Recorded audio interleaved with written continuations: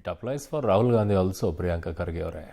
ಇನ್ನು ಕೆಜಿಎಫ್ನ ಶಾಸಕಿ ಶಶಿಕಲಾ ರೂಪಕಲಾ ಅವರು ಮಾತನಾಡಿರುವಂತಹ ವಿಚಾರ ಈಗ ಚರ್ಚೆಯಲ್ಲಿದೆ.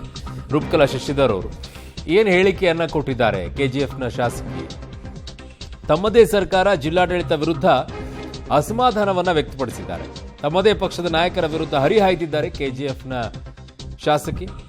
ಜಿಲ್ಲೆಯಲ್ಲಿ ಕಾಂಗ್ರೆಸ್ ನಾಯಕರಲ್ಲಿಯೇ ಭಿನ್ನಮತ ಇದೆ. ಕೋಲಾರದಲ್ಲಿ ನಡೆದ ಜನಪರ ಕಾರ್ಯಕ್ರಮ ಯಾರ ಅವಶ್ಯಕತೆ ಇತ್ತು ಅವರಿಗೆ ಕರೆದಿದ್ದಾರೆ ಮಾತ್ರ. ಜಿಲ್ಲಾಧಿಕಾರಿಯಿಂದ ಮಾಹಿತಿ ಇತ್ತು, ಆದರೆ ಆಹ್ವಾನ ಇರಲಿಲ್ಲ. ಜಿಲ್ಲಾಡಳಿತದಿಂದ ಕಾರ್ಯಕ್ರಮಕ್ಕೆ ಆಹ್ವಾನ ಇರಲಿಲ್ಲ ಅಂತ ಹೇಳಿ ತಮ್ಮದೇ ಸರ್ಕಾರದ ವಿರುದ್ಧ ಬೇಸರವನ್ನು ವ್ಯಕ್ತಪಡಿಸಿದ್ದಾರೆ ರೂಪಕಲಾ ಶಶಿಧರ್ ಅವರು, ಕೆಜಿಎಫ್ನ ಶಾಸಕಿ. ಸರ್ಕಾರ ಎಲ್ಲರ ಆಶೀರ್ವಾದದಿಂದ ಬಂದಿರುತ್ತೆ, ಅದನ್ನು ಜವಾಬ್ದಾರಿ ಇರುವವರು ತಿಳಿದುಕೊಳ್ಬೇಕು ಅಂತೆಲ್ಲ ಮಾತನಾಡಿದ್ದಾರೆ.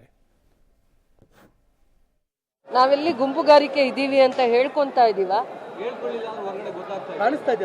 ಏನಂತ ಕಾಣಿಸ್ತಾ ಇದೆ? ಯಾರನ್ನಾದ್ರೂ ನಾವು ದ್ವೇಷ ಮಾಡೋದು, ಯಾರ ಮೇಲೆ ಆದ್ರೂ ರಾಜಕೀಯವಾಗಿ ಅಸೂಯೆ ತೋರಿಸುವಂತದ್ದು ಎಲ್ಲಾದ್ರೂ ಕಾಣಿಸ್ತಾ ಇದೆಯಾ ನಿಮಗೆ?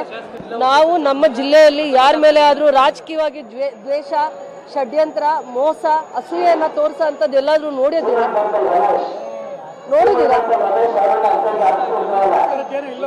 ರಾಜಕೀಯವಾಗಿ ನಾವು ಯಾರ ಮೇಲೆ ಆದ್ರೂ ಷಡ್ಯಂತ್ರ ಮಾಡಿರೋದು ನೋಡಿದ್ದೀರಾ?